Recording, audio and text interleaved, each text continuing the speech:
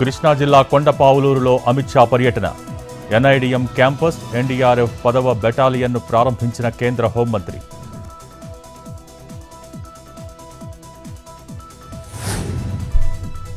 Ration కార్డుల విషయంలో ఎవరూ అపోహపడొద్దు. జనవరి 26 నుంచి నిరంతరాయంగా జారీ చేస్తామన్న ఉత్తమ్. బీఆర్ఎస్ పాలనలో ఎన్ని రేషన్ కార్డులు ఇచ్చారో లెక్క చెప్పాలని డిమాండ్.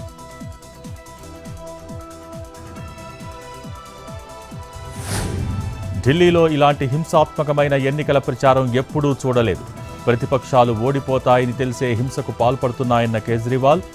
మాజీ సీఎంపైనే హత్యాయత్నం జరిగిందని ఫైర్. తన జీవితాన్ని సమాజం, దేశం కోసం అంకితం చేశానని కామెంట్.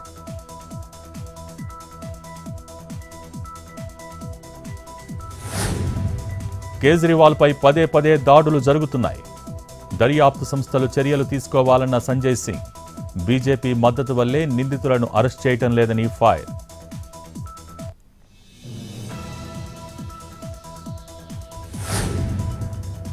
ఆకాష్ కనోజియాకు సైఫ్ అలీ ఖాన్పై దాడితో సంబంధం లేదు.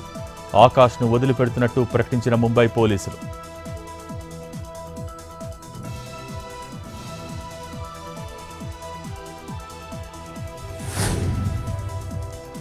విజయవాడలో వామపక్షాలు, కాంగ్రెస్ నేతల ధర్నా. అమిత్ షా గో బ్యాక్ అంటూ నిరసన. అంబేద్కర్పై అమిత్ షా వ్యాఖ్యలను ఖండించిన నేతలు.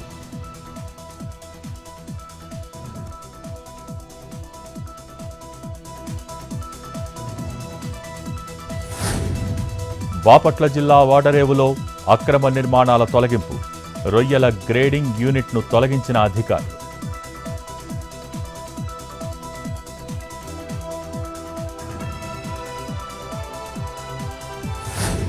స్వచ్ఛ ఆంధ్ర కార్యక్రమం చేపట్టిన కాశీబుగ్గ పోలీసులు. స్టేషన్ ఆవరణలోని పరిసరాలను శుభ్రం చేసిన కాప్స్. పరిశుభ్రతలో కాశీబుగ్గ పిఎస్ ఏపీకి రోల్ మోడల్ కావాలని ఆకాంక్ష.